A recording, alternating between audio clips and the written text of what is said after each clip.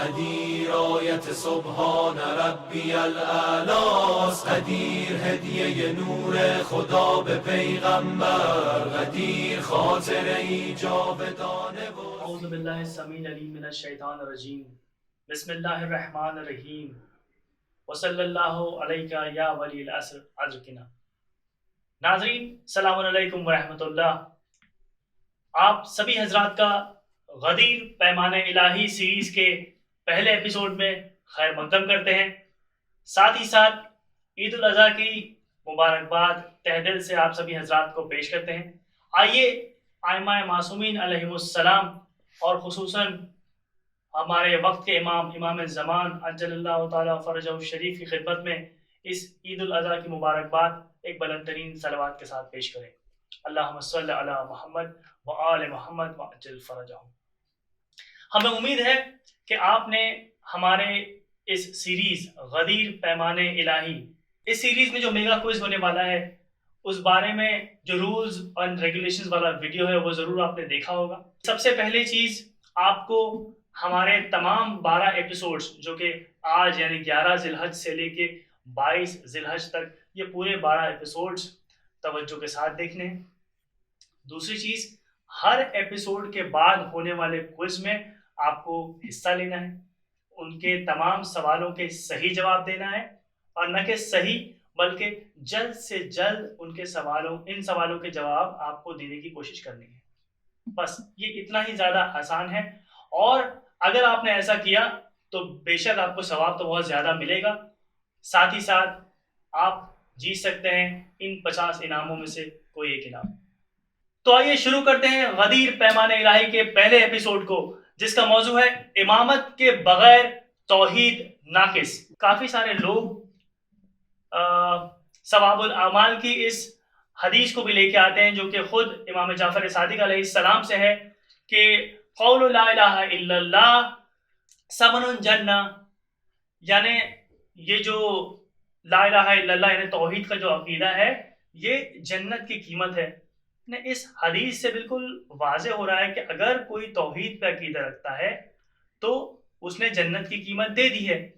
تو پھر ہم یہ کیسے کہہ سکتے ہیں کہ اگر کوئی امامت کو نہ مانے توحید کے ساتھ ساتھ تو وہ توحید کا عقیدہ اس کے کام آنے والا نہیں؟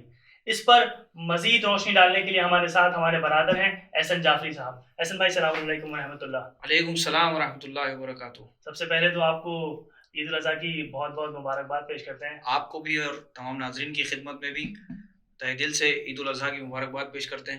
جی، جیسا کہ آپ نے دیکھا کہ آج کا جو موضوع ہے وہ کہ امامت کے بغیر توحید کا عقیدہ، توحید جو ہے وہ ناقص ہے۔ تو ہم چاہتے ہیں کہ آپ بتائیں کہ ہم ایسا کیوں کہتے ہیں، اور اس کے لیے ہمارے پاس کیا پروفس ہیں، ہمارے پاس کون سی ایسے روایات ہیں، ہم کیا جسٹیفیکیشن دیتے ہیں ایسی یہ کلیم کا۔ بے شک، ضرور۔ اعوذ باللہ السمیع العلیم من الشیطان الرجیم، بسم اللہ الرحمن الرحیم، وصلی اللہ علیک یا ولی العصر ادرکنا، الحمدللہ الذی جعلنا من المتمسکین بولایت امیر المؤمنین والائمۃ علیہم السلام۔ ابوالحسن بھائی، جیسا کہ ابھی آپ نے جو حدیث امام صادق علیہ السلام کی حدیث پیش کی، کئی لوگ اس غلط فہمی کا شکار ہوتے ہیں کہ صرف توحید کا عقیدہ یعنی لا الہ الا اللہ کا عقیدہ رکھنا جنت میں جانے کے لیے، جنت میں داخلے کے لیے کافی ہے۔ بہت سے لوگ اس غلط فہمی کا شکار ہیں۔ اچھا، غیر تو غیر، کئی اپنے بھی کئی مرتبہ اس غلط فہمی کا شکار ہو جاتے ہیں۔ حالانکہ یہ حدیث، اس کا مطلب یہ نہیں ہے کہ جو حدیث پیش کی گئی امام صادق علیہ السلام کی وہ حدیث غلط ہے، نہیں، وہ حدیث اپنے آپ میں بالکل صحیح ہے۔ جو کتاب ثواب الاعمال سے شیخ صدوق علیہ رحمہ جو رئیس المحدثین ہیں، ان کی اس کتاب سے جو حدیث پیش کی گئی ہے بالکل اپنے آپ میں صحیح ہے کہ لا الہ الا اللہ کا عقیدہ جو ہے وہ جنت کی قیمت ہے۔ دوسری طرف اسی کتاب میں وہی دیگر احادیث بھی ہے جو اس بات کی طرف وضاحت کرتی ہے۔ اس حدیث میں یعنی قول لا الہ الا اللہ ثمن الجنہ، یعنی لا الہ الا اللہ کا عقیدہ، قول سے مراد یہاں عقیدہ ہے، جنت کی قیمت ہے، یعنی یہاں پر اس توحید کی بات کی جا رہی ہے جو اپنے آپ میں مکمل توحید ہے، نہ کہ ناقص توحید۔ اب وہ مکمل توحید کیا ہے وہ اس کے بعد میں جو دیگر احادیث ہیں اسی بک میں، اسی کتاب کے اندر دوسری حدیثیں ہیں اس کے ذریعے واضح ہوتا ہے. جیسے کہ مشہور و معروف وہ واقعہ ہے امام رضا علیہ السلام کا جو واقعہ نیشاپور کا واقعہ ہے، جسے ہم حدیث سلسلۃ الذہب کے نام سے جانتے ہیں، کہ جب امام رضا علیہ السلام جب مدینے سے انہیں خراسان بلایا گیا تھا، لیکن جب آپ کی سواری نیشاپور پہنچی تھی، نیشاپور میں جب ان لوگوں کو پتہ چلا کہ فرزند رسول کی سواری آئی ہے، فرزند رسول تشریف لائے ہیں، انہوں نے امام رضا علیہ السلام سے یہی درخواست کی کہ آپ اپنے جد کی کوئی حدیث بیان کریے. امام رضا علیہ السلام نے یہی حدیث سلسلۃ الذہب ان کے سامنے پیش کی، ان کے سامنے بیان کی. اور وہ حدیث سلسلۃ الذہب کیا تھی کہ کلمۃ لا الہ الا اللہ حصنی، یعنی لا الہ الا اللہ کا جو کلمہ ہے، حدیث قدسی امام نے بیان کی کہ اللہ کہہ رہا ہے کہ یہ لا الہ الا اللہ کا کلمہ میرا قلعہ ہے. حصنی یعنی میرا قلعہ ہے، میرا مستحکم قلعہ ہے. فمن دخل حصنی امن من عذابی، اب جو بھی اس قلعے میں داخل ہو گیا وہ میرے عذاب سے محفوظ ہو گیا. لیکن وہیں پر امام رضا علیہ السلام نے آگے بڑھنے سے پہلے، اپنی سواری کو آگے بڑھانے سے پہلے، امام نے وہیں پر رک کے محمل سے سر باہر نکالا اور اس کے بعد میں امام نے یہ کہا بے شروطہا، لیکن یہ توحید یعنی یہ لا الہ الا اللہ کے کلمے کی کچھ شرطیں ہیں، وَأَنَا مِن شُرُوطِهَا، اور میں ان میں سے ایک شرط ہوں. یعنی امام رضا علیہ السلام یہ بیان کر رہے ہیں، یہ واضح کر رہے تھے کہ جب تک میری امامت کے تم قائل نہیں رہو گے تب تک تمہاری توحید کا عقیدہ ناقص ہے. اور یہ کلمہ لا الہ الا اللہ کی شرط ہے عقیدہ امامت. تو ناظرین یہاں پر ہم دیکھ سکتے ہیں کہ توحید جو ہے وہ بے شک ہمیں جنت تک لے جائے گی، لیکن وہ توحید جو کہ امامت کے عقیدے کے ساتھ ہو. ساتھ ہی ساتھ ایک اور دلچسپ چیز یہاں یہ دیکھنے ملتی ہے کہ جنہوں نے امام رضا علیہ السلام کو روکا تھا وہ شیعہ نہیں تھے، وہ بھلے سے غیر تھے، لیکن وہ یہ جانتے تھے کہ جانشین رسول ہیں اور اگر حقیقی علم چاہیے تو ان کے در پر ہی ملے گا. یہی وجہ تھی کہ انہوں نے ان کو روکا اور کہا کہ کچھ آپ روایات ہمیں بالکل بیان کیجیے. بالکل صحیح.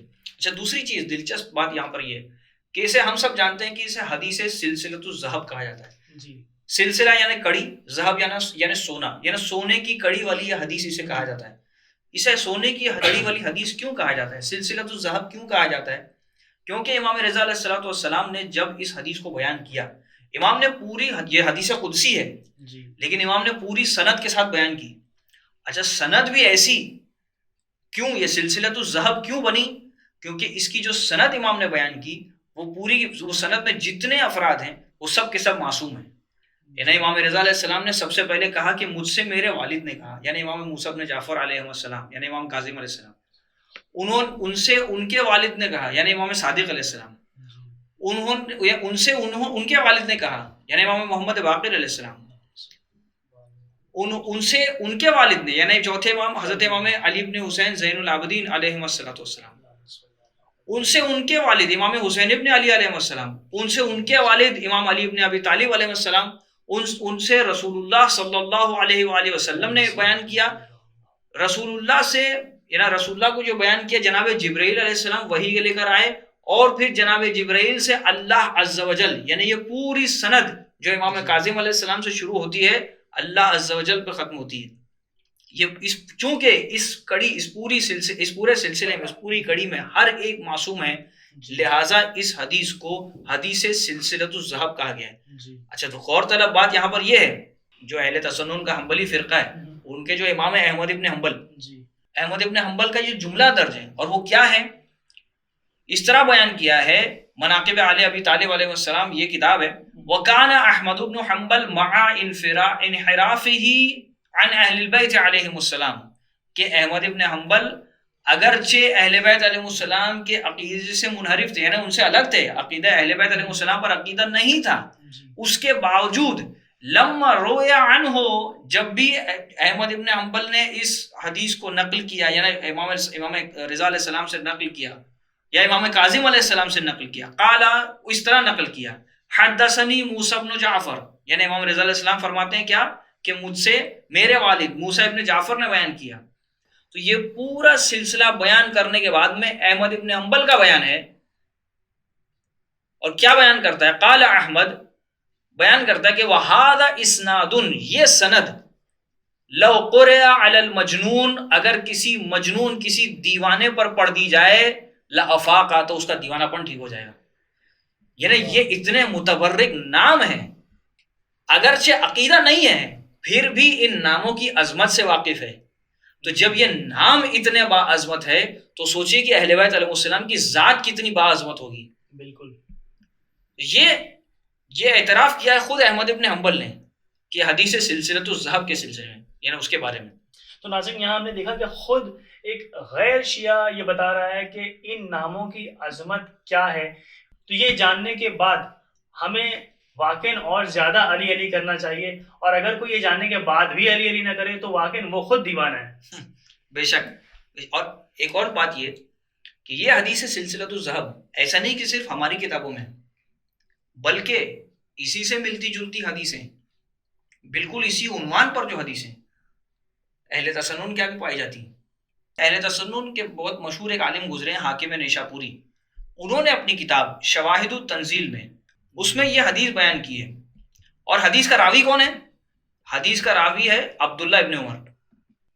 حاکم نیشاپوری نے اس حدیث کو اپنی کتاب میں اس طرح نقل کیا ہے، پوری سند بیان کرنے کے بعد میں، قال رسول اللہ صلی اللہ علیہ وآلہ، امام رسول اللہ صلی اللہ علیہ وآلہ وسلم ارشاد فرماتے ہیں، قال علی جبرائیل، مجھ سے جبرائیل نے کہا، قال اللہ تعالی، اور جبرائیل سے اللہ تعالی نے کہا. کیا کہا؟ ولایت علی ابن ابی طالب حصنی، علی ابن ابی طالب کی ولایت میرا مستحکم قلعہ ہے. فمن دخل حصنی امین من عذابی، اب جو اس قلعے میں میرے داخل ہو گیا وہ میرے عذاب سے محفوظ ہو گیا. یعنی یہ ولایت علی ابن ابی طالب علیہ السلام ہے کہ جو اللہ کا مستحکم قلعہ ہے اس میں جو داخل ہوا، یعنی جس نے علی علیہ السلام کی ولایت کا عقیدہ رکھا، اس کا اعتراف کیا، وہ نجات پائے گا، وہ جنت میں جائے گا. اس کا مطلب جو اللہ کے عذاب سے خود کو محفوظ رکھنا چاہتا ہے اس کے لیے ضروری ہے کہ علی علیہ السلام کی ولایت پر عقیدہ رکھے، اسے علی علیہ السلام کی ولایت کو قبول کرنا ہی ہوگا. اور نہ صرف علی علیہ السلام بلکہ ان کے بعد جو ولایت کا پورا سلسلہ ہے، جس کی ایک شرط امام رضا علیہ السلام نے کہا کہ وہ انا من شروطہا، یعنی ہر زمانے میں جو امام ہوگا اس کی امامت کا عقیدہ جب تک نہیں ہوگا تب تک انسان جہنم کی آگ سے نجات نہیں پائے گا، اللہ کے مستحکم قلعے میں وہ داخل نہیں ہو پائے گا. یعنی کہ ولایت علی علیہ السلام یہ وہ مضبوط رسی ہے، یہ وہ اسٹرانگ روپ ہے جسے ہمیں ہمیشہ تھامے رہنا ہے. یہی وہ رسی ہے جو کہ آپ کو جہنم میں گرنے سے بچا سکتی ہے اور آپ کو جنت تک یقیناً لے جائے گی. بے شک. اور جس کتاب کا حوالہ دیا گیا، یعنی ثواب العمل کی جس حدیث کو بنیاد بنا کر لوگ ہم پر الزام لگاتے ہیں، ہماری کتاب سے حدیث پیش کرتے ہیں، تو آئیے اسی کتاب میں صفحہ نمبر 7 ایک اور دلچسپ حدیث اسی عقیدہ لا الہ الا اللہ کی وضاحت میں ہم کو کیا ملتا ہے اس کتاب میں. وہاں پر چیپٹر کا نام ہے، صفحہ نمبر 7 پہ یہ حدیث ہے اسی کتاب میں، ثواب العمل، ثواب من تقبل منہ شہادت لا الہ الا اللہ. یہ باب کا اس چیپٹر کا نام ہے کہ اس شخص کا ثواب جس سے لا الہ الا اللہ کا عقیدہ قبول کیا جائے گا. یہ خود چیپٹر کا نام یہ بتا رہا ہے کہ ہر ایک سے توحید کا عقیدہ قبول نہیں کیا جائے گا. تو اب وہ کس سے قبول کیا جائے گا، آئیے دیکھیں، اور اس کی کیا شرطیں ہیں وہ دیکھتے ہیں. اور دلچسپ اس میں بھی ایک واقعہ ملتا ہے، روایت ہے، انہیں واقعے کو نقل کیا ہے ابو سعید خدری نے. ابو سعید خدری کا بیان ہے کہ ایک دن پیغمبر اکرم صلی اللہ علیہ وآلہ وسلم، اللہم صلی علی محمد وآل محمد وعجل فرجہم ولعن اعداءہم اجمعین، ایک دن پیغمبر تشریف فرما تھے، اصحاب بھی بیٹھے ہوئے تھے، ان اصحاب میں امیر المومنین بھی بیٹھے ہوئے تھے، کہ اچانک ایک شخص کھڑا ہوا. اس شخص نے کہا کہ من قال لا الہ الا اللہ دخل الجنہ، جو بھی لا الہ الا اللہ کا عقیدہ رکھے وہ جنت میں داخل ہوگا. اس شخص نے ایسا کہا. اب اس کے بعد روایت کہتی ہے فقال رجلان من اصحابہ، پیغمبر کے اصحاب میں سے 2 لوگوں نے کہا، کیا کہا؟ فنحن نقول لا الہ الا اللہ، ہم بھی تو لا الہ الا اللہ کا عقیدہ رکھتے ہیں. یعنی وہ خوش ہو گئے یہ سن کر کہ جس نے بھی توحید کا عقیدہ رکھا وہ جنت میں چلا جائے گا. تو ان کو لگا کہ ہم بھی تو عقیدہ رکھتے ہیں تو ہم بھی چلے جائیں گے. لیکن اس کے فوراً بعد پیغمبر اکرم صلی اللہ علیہ وآلہ وسلم انہوں نے کیا بیان کیا؟ فقال رسول اللہ صلی اللہ علیہ وآلہ انما، تم لوگ خوش مت ہو، یعنی ایک طرف سے پیغمبر یہ فرما رہے ہیں کہ تم لوگ خوش مت ہو اور اس بات پر اکتفا مت کرو کہ تم لا الہ الا اللہ کا کلمہ پڑھتے ہو، اس کا عقیدہ رکھتے ہو. کیوں؟ انما تقبل شہادت اللہ الہ الا اللہ، کہ یہ گواہی لا الہ الا اللہ کی گواہی، یہ جو شہادت صرف اور صرف اسی سے قبول کی جائے گی. کس سے قبول کی جائے گی؟ مولا کی طرف اشارہ کرتے ہو، من ھذا، یعنی یہ علی سے قبول کی جائے گی، ومن شیعتہ، اور علی کے شیعوں سے قبول کی جائے گی. یعنی صرف علی اور علی کے شیعہ ہیں، جو بھی علی کا شیعہ ہوگا اسی سے توحید کا عقیدہ قبول کیا جائے گا. الذین، کون علی کے شیعہ؟ پیغمبر نے آگے مزید وضاحت کی، الذین اخذ ربنا میثاقہم، کہ جن لوگوں سے میرے پروردگار نے، ہمارے پروردگار نے عہد و پیمان میثاق لیا ہے. غدیر، جو پیمان الہی ہے، جس عنوان پر یہ پوری سیریز کا انعقاد کیا گیا ہے، پوری سیریز میں جو گفتگو ہو رہی ہے جن موضوعات پر، ولایت علی علیہ السلام. اب جب ان دونوں نے سنا تو انہوں نے فوراً کہا، پھر بھی بضد تھے اپنی بات پر، فَنَحْنُ نَقُولُ لَا إِلَهَ إِلَّا اللَّهُ، لیکن یا رسول اللہ ہم تو لا الہ الا اللہ پھر بھی کہتے ہیں نا، تو اس کا مطلب کیا؟ یہ لا الہ الا اللہ، ہمارا یہ لا الہ الا اللہ کا عقیدہ، ان کا کہنے کا مطلب یہ تھا کیا یہ فضول ہے؟ کیا یہ کسی کام نہیں آئے گا؟ پیغمبر نے پھر وضاحت کی، مزید وضاحت کی، کیونکہ اب بھی ان کے سمجھ میں نہیں آئی بات، ان دونوں کے سمجھ میں ابھی بھی بات نہیں آئی. تو پھر پیغمبر نے پھر وضاحت کی، لیکن اب وضاحت کس طرح کی؟ بالکل انہیں ایک دم کلیئر الفاظ میں پیغمبر فرماتے ہیں. سب سے پہلے پیغمبر نے کیا کیا؟ فوضع رسول اللہ صلی اللہ علیہ وآلہ یدہ علی رأس علی علیہ السلام، پیغمبر نے اپنا دست مبارک علی علیہ السلام کے سر پر رکھا، اور اس کے بعد میں کہا، ثم قال علامت و ذالک، یعنی یہ لا الہ الا اللہ، یہ توحید کا عقیدہ قبول ہونے کی علامت کیا ہے؟ اگر تم کہہ رہے ہو نا کہ تم توحید کا عقیدہ رکھتے ہو، تم لا الہ الا اللہ پر ایمان رکھتے ہو، تو اس کی علامت یہ ہونی چاہیے، علامت و ذالک ان لا تحل عقدہ، دیکھو تم دونوں کبھی بھی علی سے کیے ہوئے وعدے کو، عقد یعنی گرا، جو گانٹ باندھی جاتی ہے، جو تم نے علی سے ولایت کی، علی کی ولایت کا جو تم سے وعدہ لیا گیا، جو گانٹ باندھی گئی ہے، اس عقد کو، اس گرہ کو کبھی توڑنا نہیں. یعنی علی کی ولایت کا جو تم نے وعدہ کیا ہے اس کی مخالفت نہیں کرنا. اس کی سب سے پہلی علامت یہ ہے کہ علی سے کیے گئے عہد و پیمان کو کبھی توڑنا نہیں. ولا تجلسا مجلسہ، اور کبھی علی کی جگہ پر، علی کی مسند پر بیٹھنے کی ہمت نہیں کرنا. یعنی اگر تم علی کی جگہ پر بیٹھے تو تم سے لا الہ الا اللہ کا عقیدہ قبول نہیں کیا جائے گا. یہ دوسری چیز، دوسری شرط، دوسری علامت یہ ہے. اور تیسری اور آخری علامت پیغمبر نے یہ بیان کی، ولا تکذب حدیثہ، دیکھو کبھی بھی علی کی بات کا انکار نہیں کرنا، علی کی بات کو نہیں جھٹلانا. اس کا مطلب یہ جو تین علامتیں پیغمبر نے بیان کی، سب سے پہلا جس نے علی سے کیے ہوئے عہد و پیمان کو توڑا، دوسرا جس نے علی کی جگہ پر، علی کی مسند پر بیٹھنے کی جرات کی، جو مقام اس کے لیے نہیں ہے، جو مقام علی کا ہے، علی علیہ السلام کا جو مقام ہے، ان کی جو جگہ ہے، اگر کوئی شخص علی علیہ السلام کی جگہ پر آ کر بیٹھ جائے، اس سے بھی لا الہ الا اللہ کا عقیدہ قبول نہیں کیا جائے گا. اور تیسری اور آخری علامت یہ کہ ولا تکذب حدیثہ، علی بات کا کوئی انکار نہیں کرے. یعنی جو فیصلہ مولا نے کیا اس فیصلے پر سر تسلیم خم ہونا چاہیے. یہ تین علامتیں اگر کسی میں ہے تو اس سے لا الہ الا اللہ کا عقیدہ قبول کیا جائے گا، ورنہ نہیں.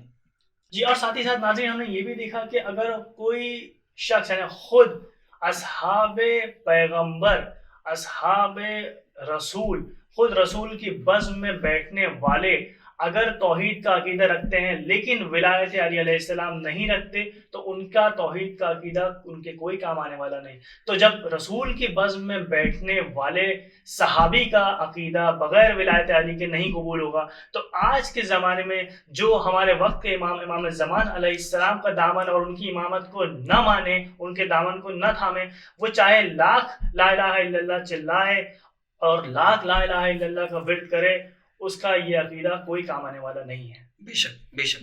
اور یعنی اس کا مطلب کیا ہے؟ یہ جو علامتیں پیغمبر نے بیان کی، اس کا مطلب یہ ہے کہ پیغمبر کے بعد کوئی خلیفہ نہیں ہو سکتا سوائے علی علیہ السلام کے. پہلی بات یہ. دوسرا، علی علیہ السلام کا جس نے بھی حق غصب کیا وہ توحید کے دائرے سے باہر ہے، یعنی اس کی توحید ناقص ہے، اس کی توحید مکمل نہیں ہے.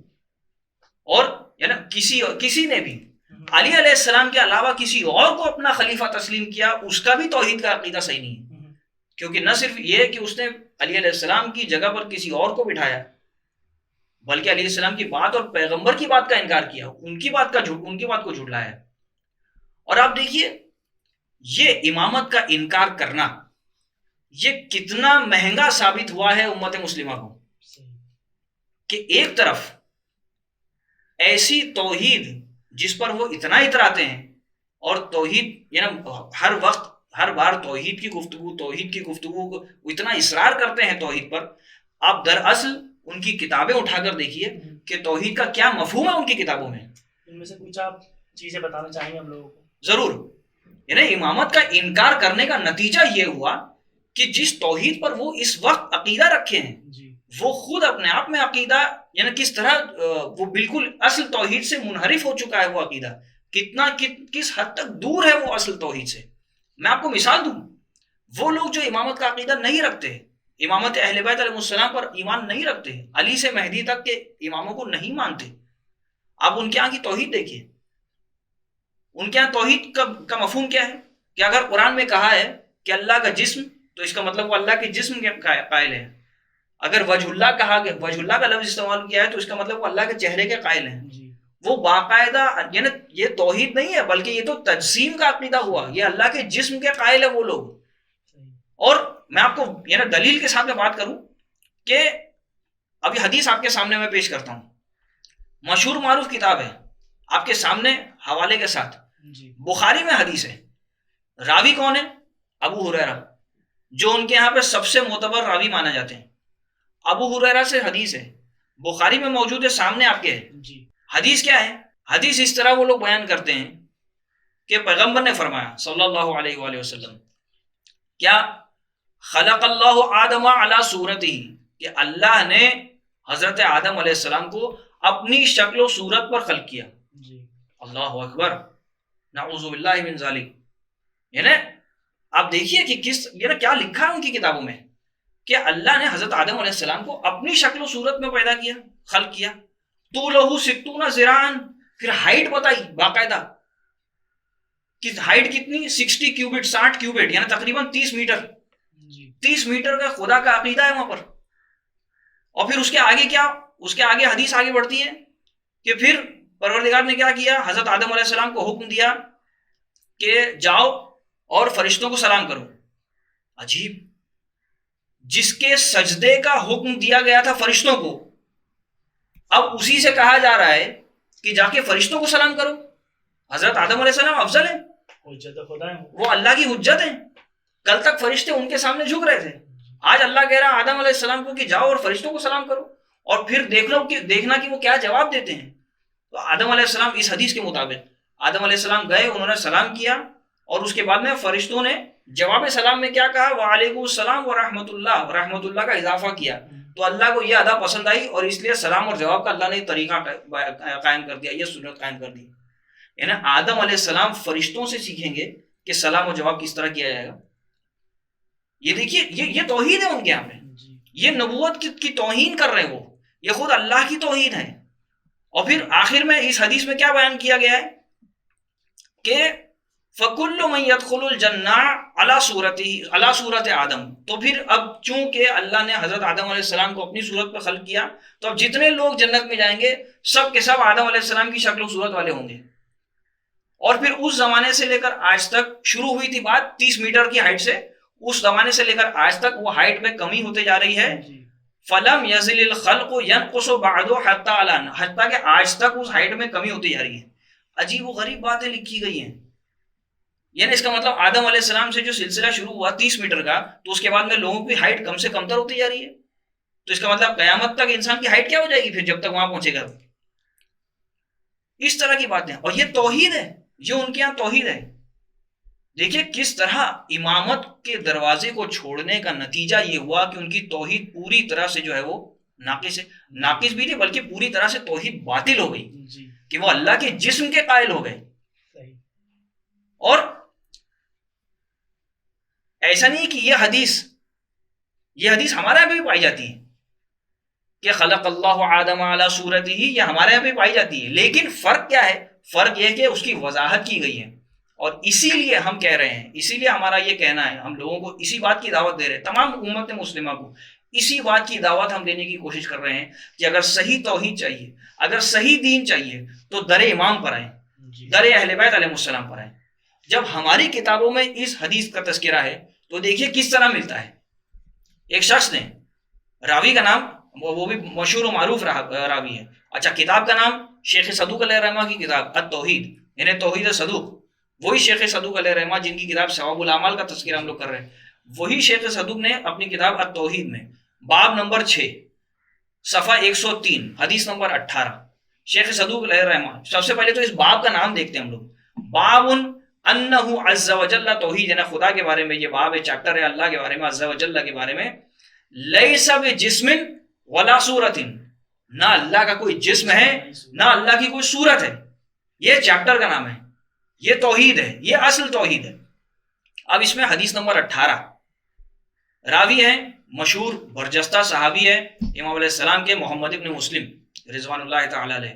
محمد ابن مسلم نقل کرتے ہیں کہ میں نے حضرت امام محمد باقر علیہ السلام کی خدمت میں نے یہ سوال کیا اما یرون ان اللہ عز وجل خلق آدم علی صورتہ، میں نے مولا سے سوال کیا، امام سے سوال کیا، مولا وہ لوگ اس طرح سے روایت نقل کرتے ہیں کہ اللہ نے آدم علیہ السلام کو اپنی صورت پر خلق کیا، تو مولا اس کا کیا جواب ہے؟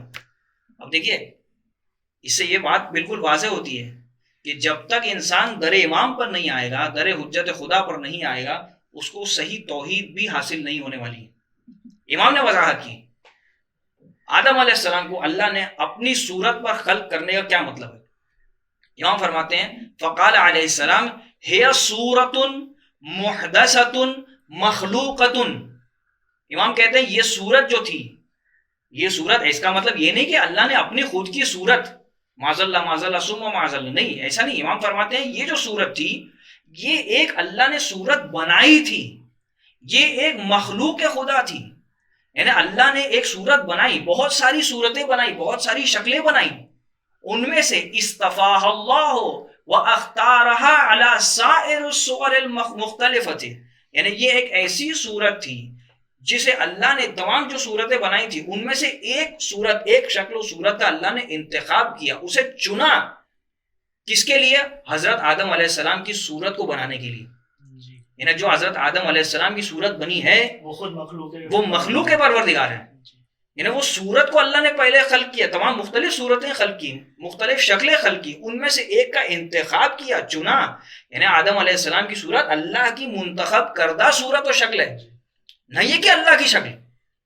پھر امام فرماتے ہیں فَأَضَافَهَا إِلَى نَفْسِهِ، پھر اللہ نے اس صورت کو اپنی طرف نسبت دی، کما اضاف الکعبۃ الی نفسہ، جس طرح اللہ نے کعبے کو اپنی ذات کی طرف نسبت دی ہے، والروح الی نفسہ، اور جس طرح اللہ نے روح کو اپنی طرف نسبت دی ہے۔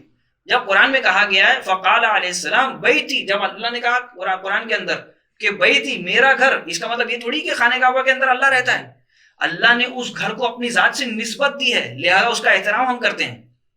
وقال ونفخت فیہ من روحی، یہ بھی قرآن کی آیت ہے، جب اللہ نے کہا میں نے آدم میں اپنی روح پھونکی، تو یہ کیا تھی؟ یہ اللہ نے روح کو اپنی ذات سے نسبت دی تھی، یہ خود اللہ کی کوئی روح نہیں ہے، یہ روح مخلوق پروردگار ہے۔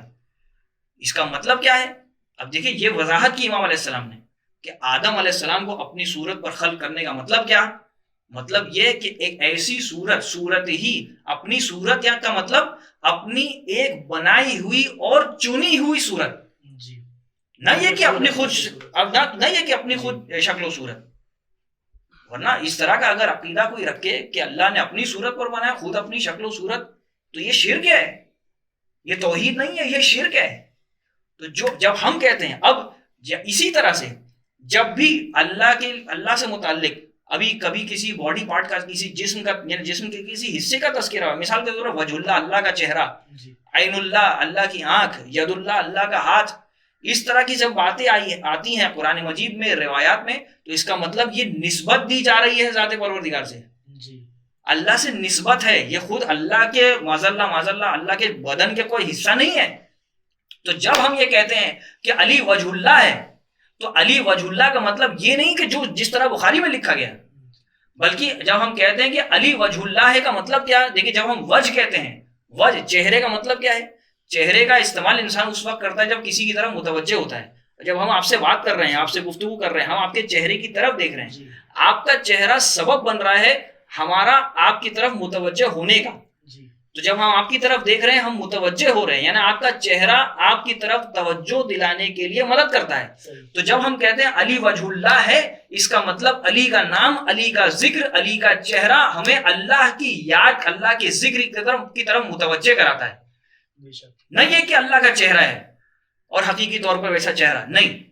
اب سمجھیے کہ جب پیغمبر اکرم صلی اللہ علیہ وآلہ وسلم نے جب یہ بیان کیا کہ النظر الی وجہ علی عبادہ، کہ علی کے چہرے کی طرف نظر کرنا عبادت ہے، تو اس کا مطلب کیا ہے کہ جب بھی انسان علی کے چہرے کی طرف دیکھتا ہے تو اسے خدا کی یاد آتی ہے، اللہ کا وہ ذکر کرتا ہے. اسی طرح ہر زمانے میں جو ہر زمانے کا امام ہوتا ہے وہ وجہ اللہ ہوتا ہے. تو جب بھی انسان اپنے زمانے کے امام کی طرف متوجہ ہوگا تو اس کا مطلب وہ خود بخود عبادت پروردگار میں مشغول ہو رہا ہے. وہ اصل توحید ہے، اور یہ اس توحید کے ہم قائل ہیں. یہ توحید وہ توحید ہے کہ جو ہمارے ائمہ علیہ السلام کے ذریعے ہم تک پہنچی ہے. تو اگر کوئی انسان امامت کا عقیدہ نہیں رکھے گا اس کی توحید بھی صحیح نہیں ہوگی، اور اس کی توحید بلکہ ناقص ہوگی. احسن بھائی بہت بہت شکریہ کہ آپ نے اس پر مزید روشنی ڈالی. اور ناظرین، ہم نے ان تمام روایات کی روشنی میں دیکھا کہ اگر کوئی اللہ عز و جل کے منتخب کردہ 12 اماموں کے دامن کو چھوڑ دے گا، اس کے ہاتھ کوئی ایسا خدا لگے گا جو کہ خود ہاتھ رکھتا ہے، جو خود پیر رکھتا ہے اور خود جسم رکھتا ہے. اگر اس خدا تک پہنچنا ہے کہ جس کا سجدہ خود محمد و آل محمد نے کیا، تو ہمیں توحید محمد و آل محمد علیہ السلام سے لینی ہوگی. ان کے علاوہ اگر ہم کسی اور کے در پہ گئے تو ہمیں حقیقی خدا کبھی نہیں مل سکتا. ساتھ ہی ساتھ یہ بھی کہتا چلوں کہ یعنی آج اگر کسی کو صحیح توحید کا عقیدہ چاہیے، اگر کسی کو صحیح توحید چاہیے، تو اسے علی علیہ السلام کے آخری فرزند، اللہ کی آخری حجت، ہمارے آخری امام، امام زمان عجل اللہ تعالی فرجہ الشریف کی امامت کو ماننا ہوگا. اور اگر وہ ایسا نہیں کرے گا تو اسے انچی ٹیپ لیے سارے زمانے میں اپنے 30 میٹر کے خدا کو ڈھونڈنا پڑے گا، اور اسے کچھ بھی مل سکتا ہے لیکن حقیقی خدا کبھی نہیں مل سکتا. آخر میں ہم دعا کرتے ہیں کہ جب تک زندہ رہیں ولایت امیر المومنین علی بن ابی طالب علیہ السلام اور ولایت آل محمد علیہ السلام ہمارے دلوں میں شامل رہے، ہمارے دلوں میں موجود رہے، اور آخرت میں شفاعت آل محمد علیہ السلام نصیب ہو. اسی کے ساتھ یہ ایپیسوڈ یہاں ختم ہوتا ہے، لیکن جانے سے پہلے آپ کو یاد دلاتا چلوں کہ آپ کو کرنا کیا ہے. ایپیسوڈ کے ڈسکرپشن میں اور ایپیسوڈ کے کمنٹس میں آپ کو لنک دکھے گا جو کہ ایپیسوڈ ختم ہوتے ہی ایکٹیو ہو جائے گا. آپ کو اس پہ کلک کرنا ہے اور کوئز میں پارٹیسپیٹ کرنا ہے. تو آپ کوئز کیجئے اور ہم اگلی ایپیسوڈ کی تیاری کرتے ہیں. انشاءاللہ پھر ملیں گے کل اسی وقت ٹھیک 9:30 بجے شب میں انشاءاللہ اپنے اگلے ایپیسوڈ کو لیے. تب تک کے لیے خدا حافظ.